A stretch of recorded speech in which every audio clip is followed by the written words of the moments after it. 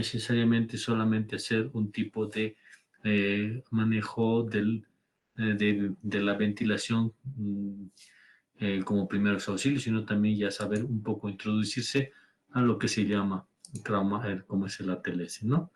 Bueno, a ver, he abierto. Está bien.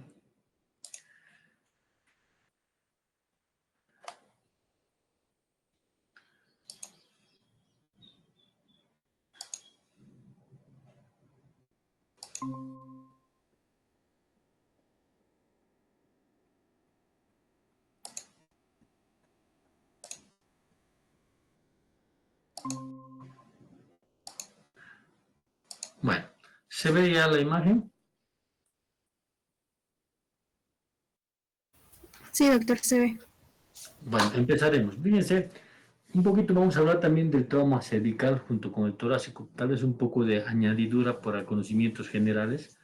Fíjense, en B es básicamente se refiere a a estos dos elementos, tanto cervical como torácico, que básicamente después de la laringe son las lesiones que se producen a nivel que comprometen la ventilación como tal.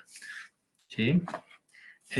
Fíjense que el cuello es uno de los lugares más poco defendidos porque, fíjense, el tórax tiene la parilla torácica, la pelvis tiene el hueso pélvico, etcétera. Pero en el cuello no hay muchos y fíjense en la cantidad de estructuras anatómicas de importancia que se encuentran en este nivel. Entonces, generalmente hay que tener mucho cuidado con este lugar. Se clasifica en diferentes zonas, fíjense, hay la zona 1 que dice que se extiende desde el borde superior de la clavícula hasta el borde inferior del cartílago cricoides. Luego el borde 2 está en el cartílago cricoides hasta el ángulo de mandíbula. Y el 3, que casi siempre no se ve, generalmente sí está por encima de la mandíbula hasta la base del cráneo. Si ustedes ven, estas son las zonas. Esta es la zona, perdóname, ya. Esta es la zona 1, que tiene menos efectos de lesión junto con la zona 3. La zona 2 es donde se producen más lesiones de todo tipo, ahorcamientos, lesiones fugitivas, lesiones de armas de blancas, etcétera, armas de fuego, etcétera. Estos son el lugar que más frecuentemente, cuando usted describa una lesión en cuello, siempre cuando se trata de trauma especialmente, tienen que ver estas zonas para poderse dar cuenta y ubicar en la referencia o en el traslado del paciente en qué zona está la lesión. Porque de acuerdo a la zona hay diferentes estructuras que pueden lesionarse, ¿sí? Pero en general siempre va a estar comprendido lo que significa el paquete vasculonervioso del cuello, la vía aérea, significa básicamente la tráquea, la laringe y el bronquio, la tráquea como tal, sí, y los cartílagos cricoides y tiroides que pueden estar muy frecuentemente. Las lesiones, por ejemplo, o por degollamiento, a veces algunos muchachos se tratan de suicidar y se hace un corte en el cuello, casi siempre son a una o dos y son bastante visibles. ¿Sí? Los tipos de trauma cervical pueden ser cerrados, abiertos, pueden ser por aspiración, pueden ser iatrogénicos. Los cerrados generalmente en general son por pérdida de desaceleración o aceleración o contusiones en cuello. ¿Sí? Aunque donde se produce, no olviden que el cuello tiene diferentes fascias que pueden comprimir estructuras importantes haciendo síndromes compartimentales como tal. Las ahorcaduras, las estrangulaciones, que en general las lesiones óseas, especialmente del axis y la fosa odontoide, son frecuentes, ¿no? Puede producir fracturas de dislocación en la columna, como se había comentado, y la oclusión de las arterias carótidas, las lesiones de la laringe y la tráquea, y hemorragias y hematomas internos, como se había comentado. En abierto, las armas blancas y las armas de fuego. En aspiraciones, los cuerpos extraños, no necesariamente un cuerpo extraño puede ser tan fácil de retirar, a veces produce lesiones, incluso perforaciones, tanto de la tráquea como de la laringe. Entonces, se puede ver bastante bien estas alteraciones. Iatrogénicos, endoscópicos, colocación de codex, ondas de intubación. Las endoscopías no necesarias, especialmente cuando hay alteraciones anatómicas, por ejemplo, los divertículos de Senker, que se encuentra en la primera porción del esófago. En la primera porción del esófago tiene que verse esa parte. Perdóneme, voy a contestar un ratito. Hola. Hola. Por favor, que me lo vea el doctor, estoy dando una clase y ya les había comentado, ¿por qué son tan malos? Una horita nomás les he pedido. Por favor. Ay, perdón, es que no me has dicho ya, chao. Chao. Ya, perdón, así es cuando uno está de turno, lo siento chicos.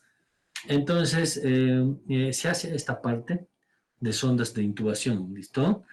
Entonces, y también las iatrogénicas, no olviden que los pacientes cuando se operan pueden producir lesiones, especialmente las tiroidectomías o las paratiroidectomías, pueden producir lesiones vasculares que en el posoperatorio inmediato pueden producir hematomas expansivos obstructivos, que significa que pueden producir asfixia. Por eso los hematomas expansivos en posoperados son de urgencia. No tienes que estar esperando al médico o para liberar los puntos y tratar de vaciar la hemorragia. Porque si tú te retrasas mucho, en general el paciente puede morirse por asfixia, ¿verdad? Es como si le estarías apretando el cuello todo el rato bajo una presión. ¿Ya? La cirugía, realmente, las indicaciones son bien determinadas. Las obstrucciones de la vía aérea, las hemorragias activas, el hematoma expansivo, la aparición de soplos. ¿Los soplos qué significan? Generalmente pueden ser dos razones. Que haya una lesión vascular antigua que pueda tener un aneurisma en uno de los vasos arteriales importantes.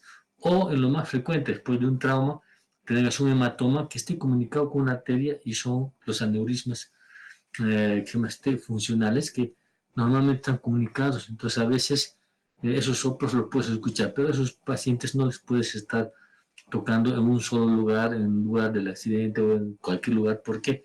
Porque si sueltas, no vas a saber cómo parar la hemorragia. Heridas soplantes, enfisema subcutáneo, ya les he comentado la anterior vez cuando hablábamos de vía aérea, que el enfisema subcutáneo más importante generalmente es de la laringe y del tronco principal, de los bronquios principales. Ese es el que da más lesión de enfisema que el mismo pulmón. Salida de saliva a través de las heridas traumáticas, eso ocurre cuando hay lesiones, especialmente de las glándulas salivales, la parótida, o, por ejemplo, las submaxilares, que son también de buen tamaño. Y, por supuesto, déficits neurológicos por cualquier relación, ya sea contusión, herida, etc. La decisión inmediata de rutina en trauma cervical sigue siendo herida penetrante, se realiza bajo precepto de toda herida penetrante, pasa el platisma, requiere exploración quirúrgica porque puede lesionar cualquiera de sus. El trauma cervical es rara vez que se requiere el procedimiento quirúrgico, normalmente es evaluado y lo que se llama es una evolución evolutiva, ¿ya?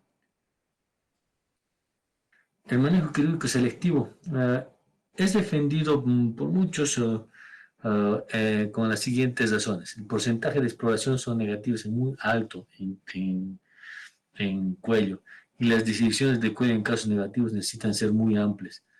¿Por qué? Porque tratas de revisar todo. En general, casi siempre el manejo quirúrgico selectivo, cuando tú tienes un penetrante o un cerrado lesión como tal, puedes esperar a ver cómo evoluciona.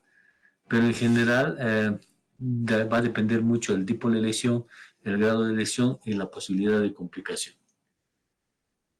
Todos estos estudios se pueden hacer cuando hablamos de, de lesiones cervicales. Arteriografías, radiografías de cuello, laringoscopías, broncoscopías, esofograma con vario, endoscopías. Todos estos exámenes permiten colaborar. Si hablamos en ATLS, generalmente se hace en la revisión secundaria como tal, o sea, la auxiliar de revisión secundaria. Ahora vamos a hablar de trauma de tórax. Denme un minutito.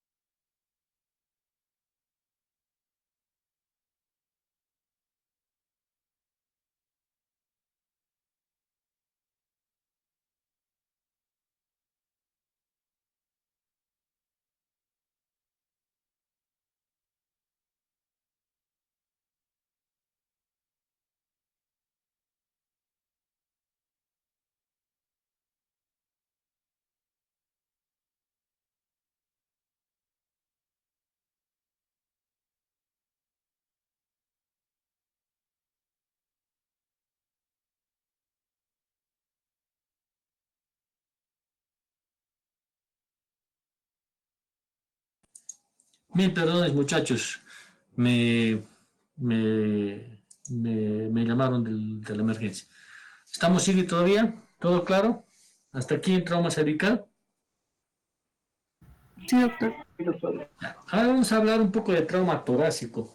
Fíjense que la ventilación va a depender de todo el andamiaje mecánico que se presenta en todas, empezando de los elementos torácicos, eso significa pulmones, tráquea, bronquio, laringe, corazón, diafragma, todos esos y grandes vasos, por supuesto. Todos estos elementos pueden complicar la vía respiratoria, eso significa la ventilación, por muchas razones, ¿sí? Ahora vamos a ir detallando uno por uno todos estos, vamos a tratar de ser lo más rápido posible en esto. Fíjense, esta es una imagen de una estadística, pero no es nuestra, lastimosamente es una estadística americana, pero que se evidencia de que hay una alta incidencia de lesiones del trauma torácico, ¿sí? En la evaluación inicial y manejo, ya sea en el sitio de accidente prehospitalario, etcétera, hay la revisión primaria, la revisión secundaria, ¿verdad? En la revisión primaria es A, B, C, D, E, ¿verdad? ¿Se acuerdan? Siempre les voy a repetir eso porque siempre les voy a hacer repetir en ATLS. Y, por supuesto, los auxiliares de revisión primaria, que son los estudios que se hacen. Van a ser un poquito más a fondo cuando hablen de ATLS con el doctor Graje. Y, en general, también las revisiones secundarias son importantes. Pero casi siempre en el sitio del evento, lo que vas a hacer es una revisión primaria básica ABCD. Y cuando estés en ABC, perdón, ABC, y cuando estés en B, vas a tener que revisar todos estos elementos. El control de la vía aérea, saben que es A, garantizar la oxigenación y la ventilación es la B, y aguja o tubos de toracostomía ya es un tratamiento de B. ¿Sí? La resolución secundaria, cuidados definitivos, eso es cuando ya tienes por ejemplo, si has tenido una lesión de un neumotórax, si lo has tratado en la revisión inicial, en la revisión secundaria tendrás que ver si es necesario retirar, no retirar los tórax, los tubos que introduzcas, pero eso ya se hace posteriormente. ¿Sí? Las lesiones que amenazan la vida en trauma torácica son todos estos: obstrucción de la vía aérea, neumotórax a tensión, neumotórax abierto, tórax volante, hemotórax masivo y taponamiento cardíaco. ¿Sí? Hablaremos, y estas son las que siguientes son entidades que también son potencialmente letales: la contusión pulmonar, la contusión miocárdica, la ruptura aórtica, la ruptura diafragmática, la ruptura traqueobronquial, la ruptura de esófago. Todas estas entidades pueden producir mucha muerte. La obstrucción de la vía aérea baja, que significa tráquea y bronquios. Generalmente las lesiones cuando son a nivel, como es una caja sonora bastante importante, generalmente las lesiones laringeas son raras, generalmente puse ronquera, enfisema subcutánea, ya se explicó todo lo que significa los bronquios y la laringe dan un enfisema subcutáneo importante, evidente. El tratamiento generalmente es intubación, ya sea otra traqueostomía si es que es necesario en realidad con el cirujano. Ya les he comentado, cuando hablamos de cirugía de primeros auxilios, es muy difícil que hagas una traqueostomía. Puedes hacer una cricotiroidectomía. Hoy en día el ATLS te dice cualquiera de las dos, pero tú tienes que estar certificado y generalmente eh, bien entrenado para hacer una traqueostomía. No olviden que está por debajo del istmo, en la primera y segunda anillo traqueal, ahí se hace la incisión. Y a veces, en ocasiones, cuando estás entrando, tú lesionas el istmo y empieza a sangrar, que da miedo, entonces a veces no es tan fácil. Pero hoy en día el movimiento de la tecnología con la técnica de Seldinger son procedimientos un poquito más fáciles y dirigidos, si es que se consigue el set de traqueostomía. Pero sigue siendo la primera opción más fácil hacer la tiroidotomía. ¿Sí? Todos esos elementos. El neumotórax a tensión tal vez sea uno de los elementos que es un mixto, que se tiene que manejar tanto en B como en C, porque el neumotórax a tensión tiene una característica, ¿verdad? Lo que hace es aumentar el espacio uh, intrapleural haciendo que se colapse el pulmón y también colapse el mediastino. Y hay elementos colapsables dentro del mediastino, como son las venas, grandes venas, se llama la vena cava, superior, inferior, incluso la misma aurícula derecha, son colapsables. ¿Qué significa? Bajo presión disminuye su presión y generalmente van a venir lo que significa los problemas de presión, significa hipotensión. Generalmente el colapso del pulmón afectado se escucha con timpanismo, etc.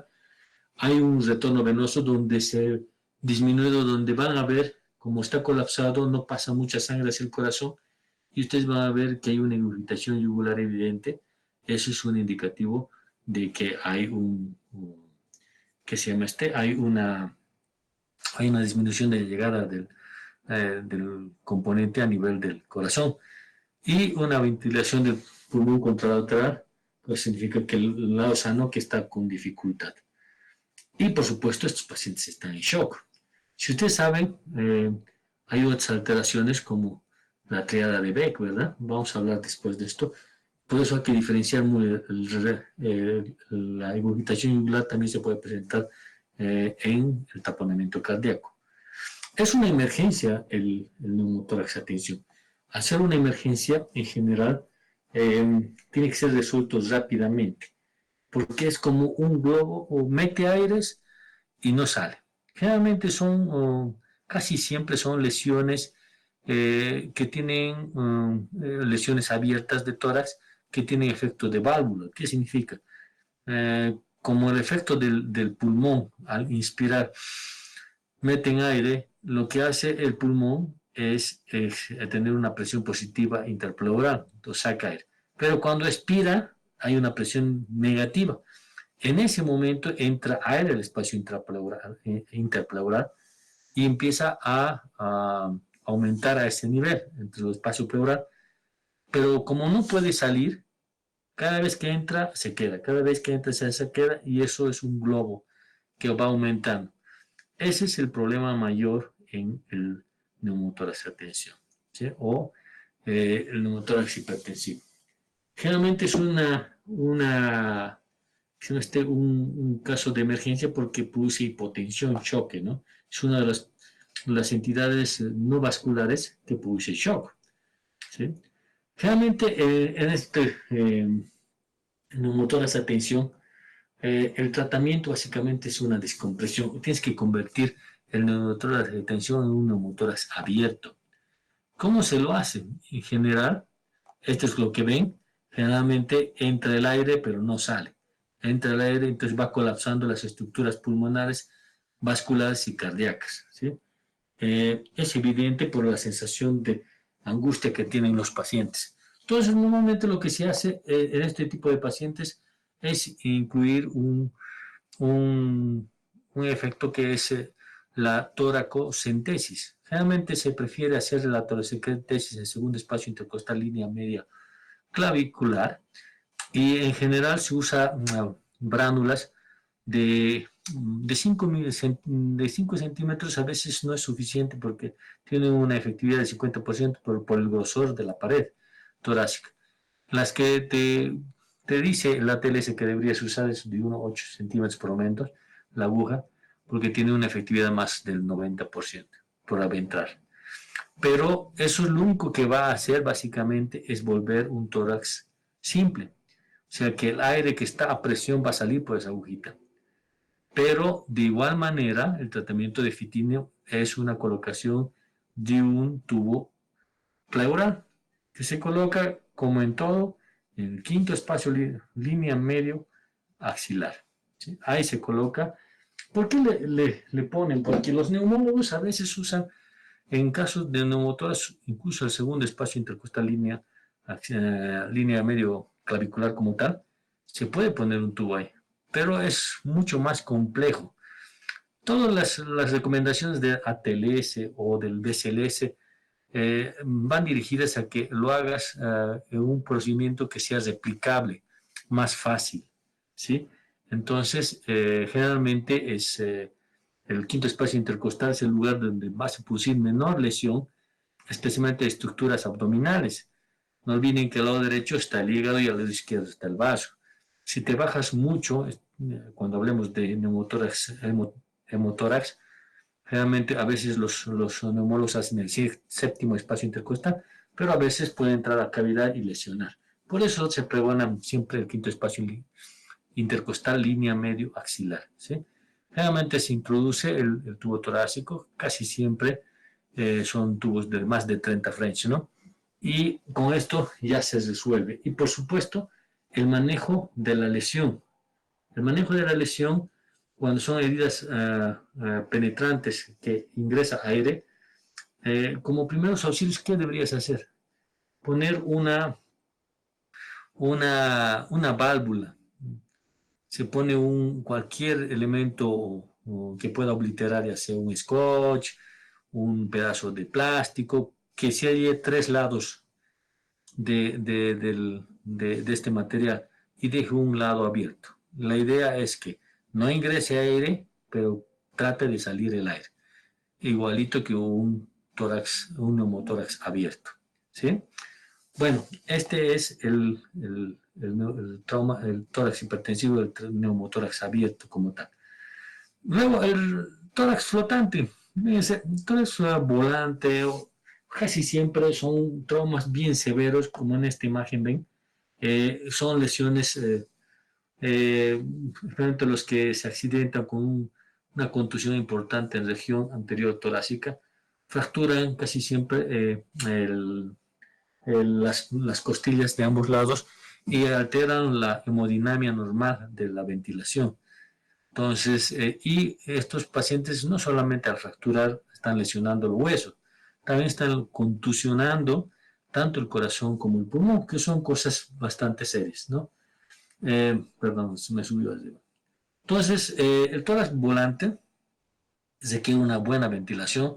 Cuando son fracturas, estos pacientes deberían ser intubados y colocados en una ventiladora y tratar de que la fijación de esas fracturas casi siempre son secundarias en el tratamiento definitivo, no son en la evaluación inicial que se hace en trauma o en el sitio del accidente, casi siempre es después de que se estabilicen los pacientes.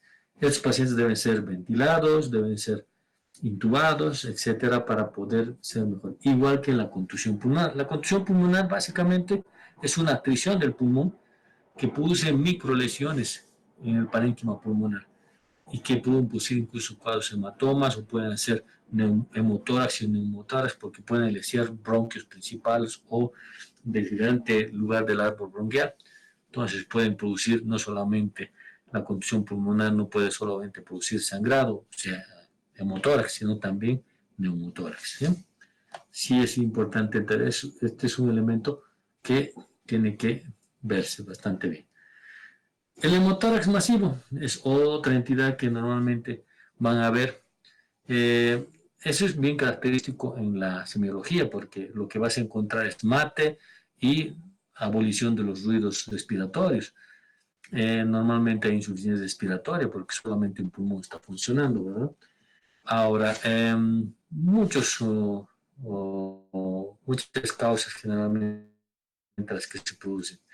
El shock en este tipo de motores masivos es producido por la gran cantidad de pérdida que hay a nivel del tórax. El tratamiento, si en este tórax o hemotórax, sí, es igualito. Es una colocación de un drenaje pleural en el quinto espacio clavicular, línea medio axilar, para drenar. Hay indicaciones quirúrgicas en otros casos de hemotórax masivo o neumotórax. El neumotórax, la pérdida continua por más de 24 horas de aire, eso significa burbujeo. Eso implica que hay una lesión parenquimatosa importante y no va a ceder, entonces se hace una toracotomía. Igual si en el motor masivo.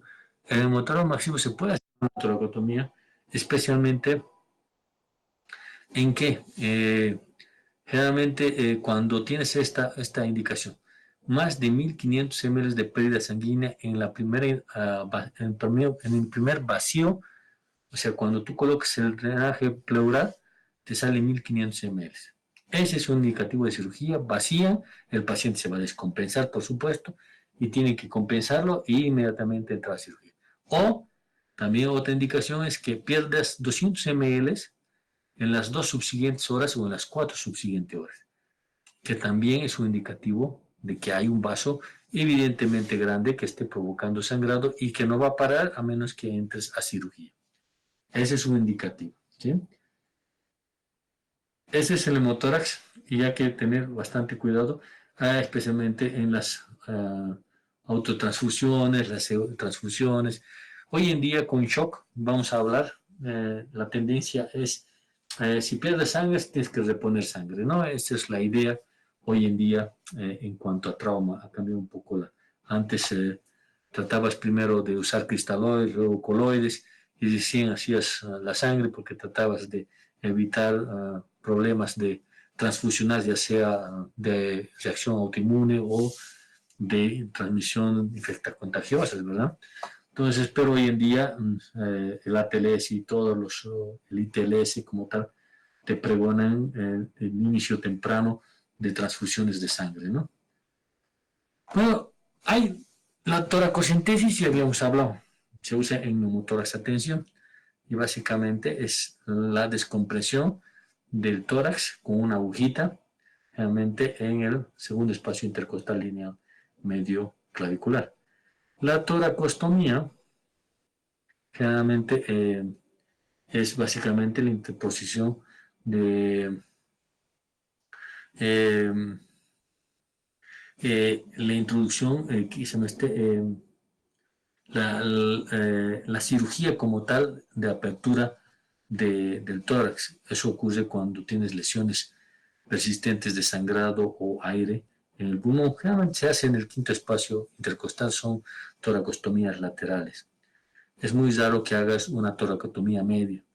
Generalmente se prefiere en cirugía de emergencia la toracotomía lateral, ¿ya?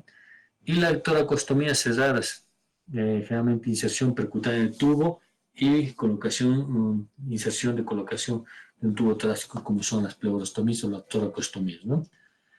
Bueno, ahora, ¿cómo se hacen los procedimientos de toracostomía o pleurostomía? Es la introducción de un tubo que puede ser más de 30 French. Puede ser, lo ideal es 34, 38 French. Más grueso es más complicado, generalmente por los espacios que uno tiene cuando introduce el tubo, el espacio entre costillas.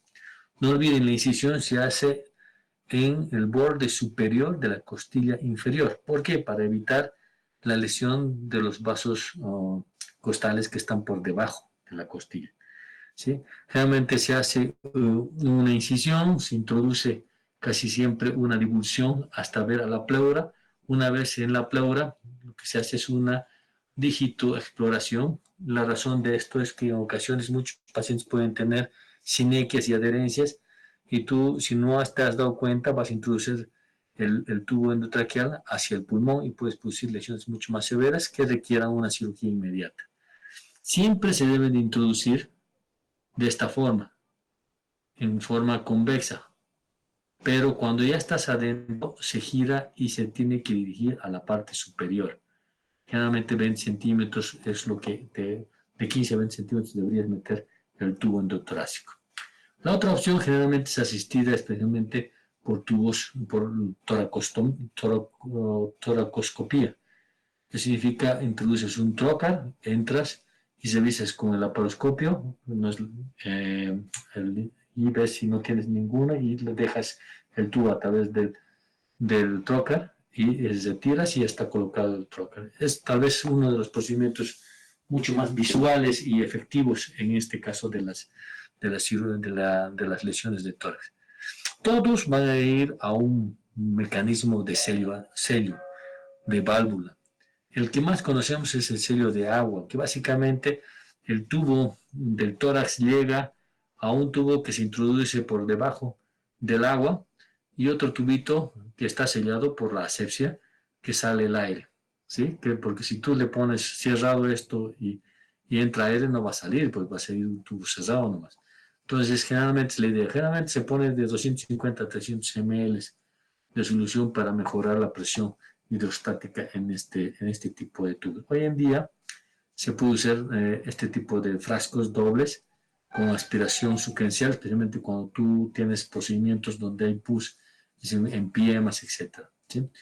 Pero hoy en día el Pleurvac o el Pleurward, que son mecanismos prácticos y no necesitas, también te sirven como sello, bastante útiles, mucho más modernos y fáciles de manejar. ¿Sí? Aquí dice, ¿ve? La colocación debe ser oportuna a fin de evitar la hipoxia. El tubo tiene que ser mayor de 30, casi siempre, depende del hecho de la contextura del paciente, tienes que saber elegir. Porque si tú pones, por ejemplo, a un muchacho de 15 años, le pongo un tubo de 40 French, seguro que el muchacho va a reventar del dolor, porque no olviden, por debajo de la costilla también están los nervios intercostales. Entonces el dolor que se produce es bastante importante. Entonces hay que tener mucho cuidado con el French, pero generalmente mayor de 30 French es ideal. Debe cogerse con buena dosis de anestésico. ¿Por qué? Porque la pleura duele. Siempre hay que infiltrar bien la pleura. Ahora, la punción torácica es algo que muchos neumólogos pregonan. Antes de, cuando estás instalando tú el líquido de anestésico, la silocaína o la lidocaína, con esa misma aguja vas introduciéndote y te introduces dentro. Casi siempre si dejas un poquito de líquido, si entras y sale burbujeo, ya sabes qué es. Pero si sale sangre, también sabes qué es. Entonces, en general te puede tener una idea de lo que estás haciendo ya en el procedimiento. Hay que tener mucho cuidado de no lesionar el pulmón y tener siempre la certeza en una placa de tórax o clínicamente en el paciente que haya una lesión que esté produciendo o neumotórax o hemotórax. La experiencia demuestra que la penetración del pleura debe hacerse con el dedo. Eso es cierto. O sea, las veces que ya las he hecho, siempre meto mi dedo pequeñito. A veces es bien difícil porque si el paciente está respirando, te aprieta el dedo. Pero es bueno para evitar justamente las lesiones del parénquima pulmonar con el tubo. ¿Sí? Bueno, he hecho una imagen. Siempre pongo la imagen completa porque hay que respetar a los que hacen el trabajo. Es ¿qué sería? Es un neumo, es un hidrotórax. Vean, ¿ve? Es un derrame pleural derecho y van a ver cómo se pone la costilla. Ahora, tal vez es algo que hay que ver, cómo saber cuál es el quinto espacio intercostal. Hay muchos métodos, ¿sí? Empezando del hueco axilar, que más o menos vas a encontrar a ese nivel, en el fondo del hueco axilar, el segundo espacio. Y de ahí vas bajando y es lo que he hecho él. Otro generalmente es debajo de la clavícula, también es el segundo espacio intercostal y puedes ir bajando. La tetilla en ocasiones es el quinto espacio intercostal también, la tetilla.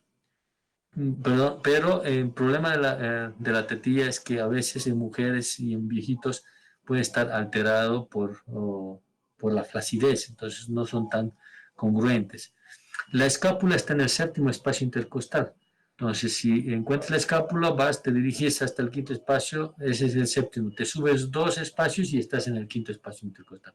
Es lo que ha hecho, ha puesto, fíjense, ha infiltrado y aparte ha introducido la aguja para ver cuál era el componente que tenía. Y como ven, es líquido. Esto no es un caso de trauma, pero es un buen video para ver cómo se hace la colocación de un tubo pleural.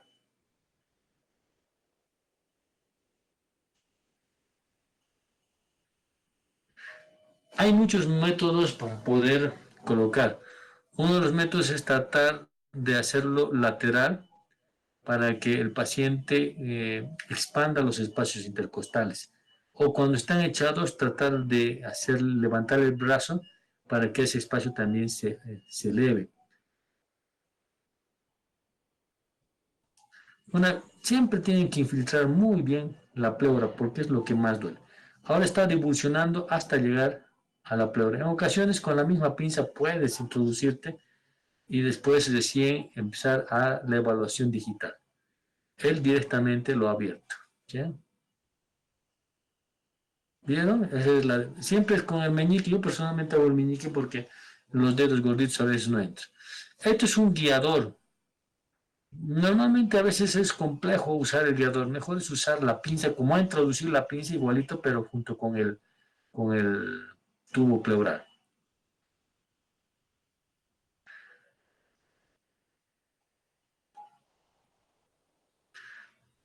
Siempre, no se olviden.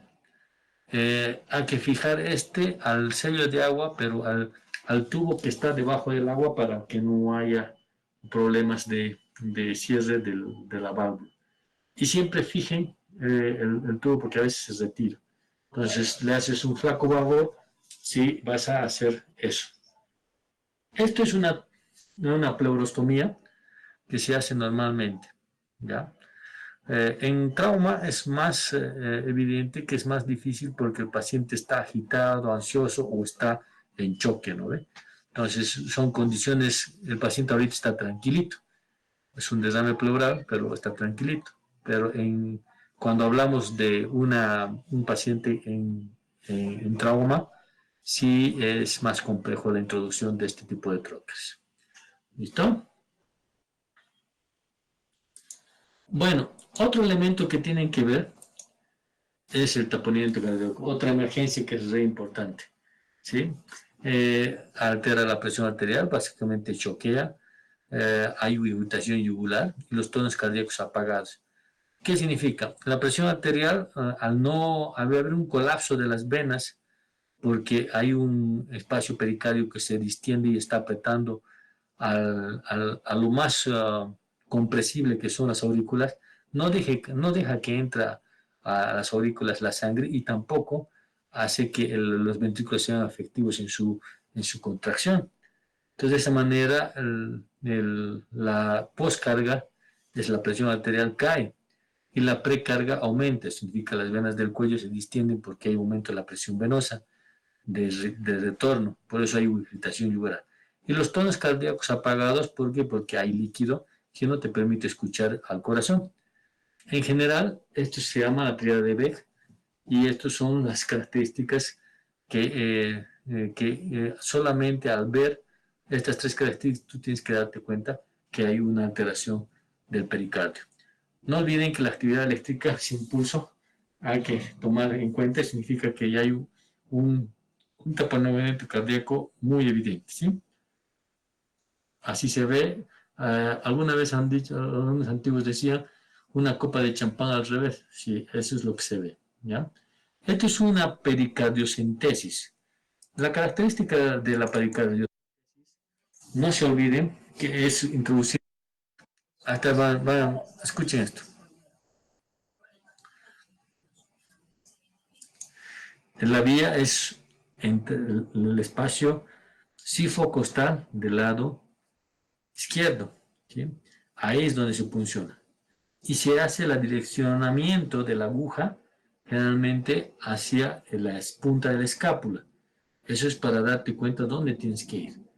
Y en general se introduce con líquido en la aguja tiene que ser más de 20 centímetros, pues si no, no llegas.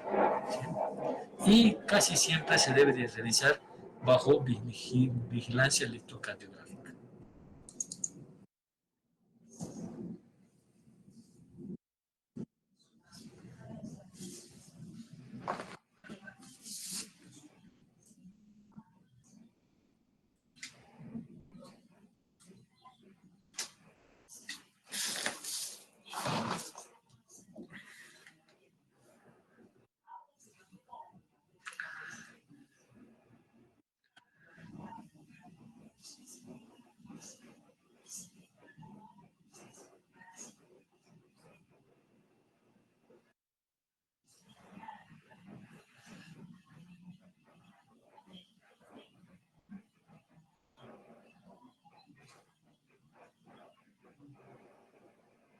Siempre dirigiendo a la punta del escápulo.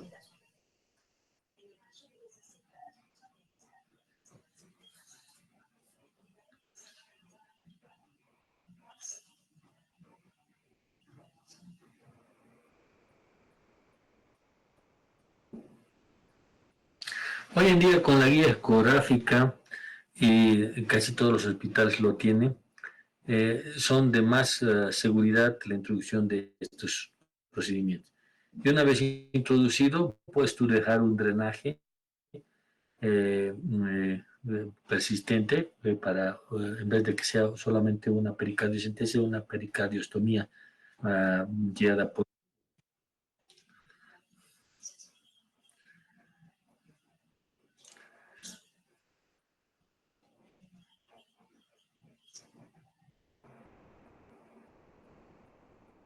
Ahora no olviden que hay accidentes dentro de lo que significa las pericardiocentesis, que son básicamente las punciones del ventrículo.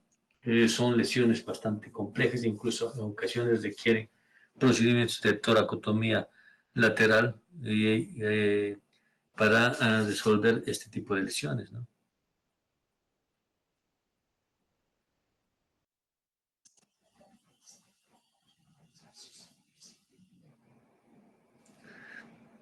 Este es un tipo de aguja que tiene teflón, es como si fuera una bránula, bastante funcionales, pero en nuestro medio no tenemos, a veces usamos solamente los, las ondas de punción peridural, que también ayudan mucho por la longitud y por la presencia de un catéter que puede tener, ¿no?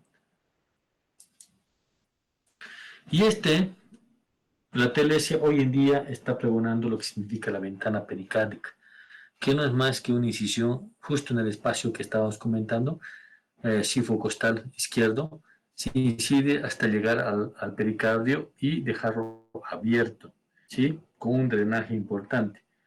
Eh, una indicación de cirugía es cuando ese sangrado, ya sea por pericardiocentesis o por ventana pericárdica, persiste el sangrado consecutivo, eso significa que hay una lesión.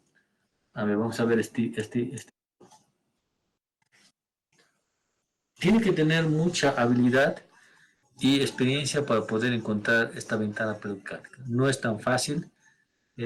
Como ven, ya ha encontrado el pericardio y lo está abriendo. Y está aspirando y lo deja abierto.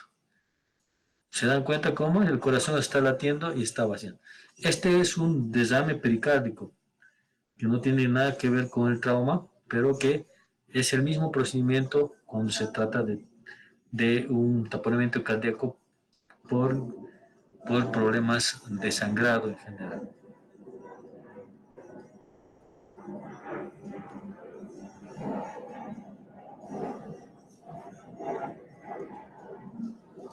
Y le han dejado un drenaje, ¿no? Esa es la ventana pericárdica, tan famosa, pero que es más, requiere un poquito más de conocimiento para poder hacer ese procedimiento. ¿Ya? Bueno, la toracotomía de urgencia siempre es un procedimiento de alto grado de lesividad. Es como decir, es lo último que deberías hacer cuando se trata de lesiones, tanto cardíacas como pulmonares. En general, este tipo de lesiones tienen que ver mucho con en qué momento poder producir las toracotomías, ¿no?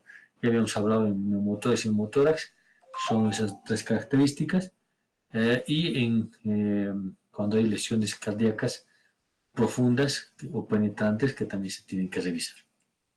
¿Sí? Lesiones potencialmente letales. Neumotórax hemos visto, lesiones del árbol traqueobronquial. Fíjense que la contusión pulmonar, ya se ha dicho, es como una lesión contusa del pulmón que puede producir tanto neumotórax como hemotórax. Solo es el seguimiento y una buena intubación para mantenerle ventilado al paciente, sino y recuperar.